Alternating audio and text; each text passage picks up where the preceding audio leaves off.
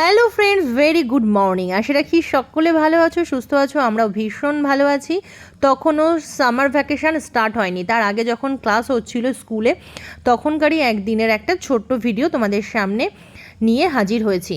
সেদিন সোনু বলেছে যে আমি নিজে ঘুম থেকে উঠে ম্যাগি বানাবো, আর এই ম্যাগিটা স্পেশালি ও নিজেই চুজ করে কিনেছে, বোধহয় স্মার্ট পয়েন্ট থেকে নিয়ে এসেছিল।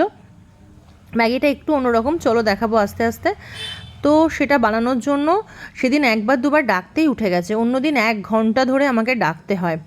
তো চলো, আমি বললাম যে আমি বানিয়ে দিই, ওর সেটা পছন্দ হবে না, ওর নিজে বানাতে হবে। বড় হয়ে গেছিস? বল বল।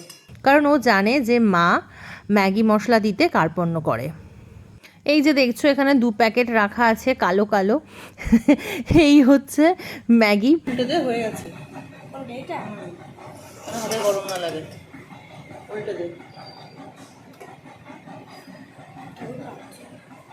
এবার মশলা দিয়ে দে, হয়ে যাবে। আর এখনও সেটাকে রেডি করছে।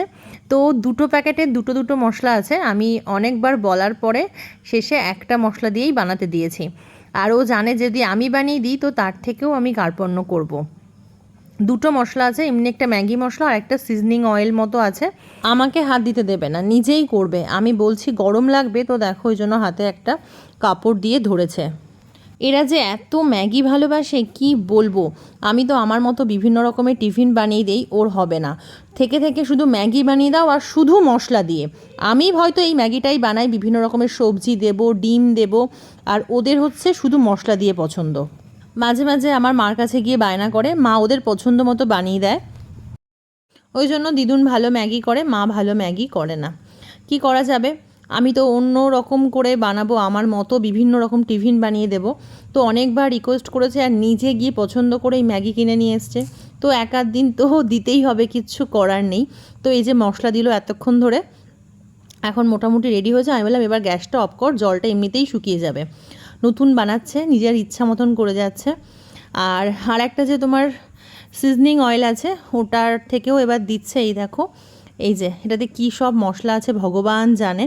এটা বানানোর পর নিচে গিয়ে ওর দাদু ঠাম্মিকে, আমাকে, ওর পাপাকে, মানে সবাইকে টেস্ট করিয়েছে যে দেখো কেমন হয়েছে। আমি ঘুম থেকে উঠেই আর খেতে চাচ্ছিলাম না আর কি, কিন্তু শুনবে না, টেস্ট করাবেই।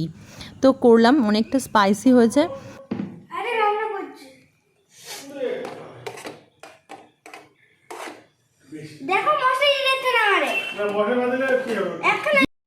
ওর বাবার কাছে নালিশ করছে আমি নাকি মশলা দিতে দিচ্ছি না। তো এখন ওর বানানোর রেডি, ঠান্ডাও হয়ে গেছে, এখন ওর টিফিন বক্সে নিজেই ভরে নিচ্ছে। আর দুষ্টু এখনও ঘুমিয়ে যাচ্ছে, দুষ্টুকে এবার তুলবো, ওদের দুজনকে এবার খাওয়াবো, তারপর দুষ্টুর টিফিনটা আমি প্যাক করে দেবো। আজকে তো সোনু সব কিছু নিজেই করে নিল। তো কেমন লাগলো অবশ্যই তোমরা কমেন্ট বক্সে জানিও। তোমার বাড়ির মেয়েটাও কীরকম আস্তে আস্তে একটু একটু বড় হচ্ছে, কিছু কিছু কাজ নিজে নিজে করতে শিখছে, আমাকে অবশ্যই কমেন্টে জানিও। আর কেমন লাগলো সেটা তো বলবে অবশ্যই। কেমন যেন আমার মেয়েটা আস্তে আস্তে বড় হয়ে যাচ্ছে, পছন্দের খাবার নিজে বানাতে শিখে যাচ্ছে, ভালোও লাগছে, আবার কেমন যেন খারাপও লাগছে। সব মিলিয়ে মিশিয়ে একটা পরিস্থিতি। তো চলো আজকে আর বেশি বাড়াবো না, এটুকুই নেওয়া ছিল, এটুকুই শেয়ার করলাম। আজকের মতো টাটা, বাই।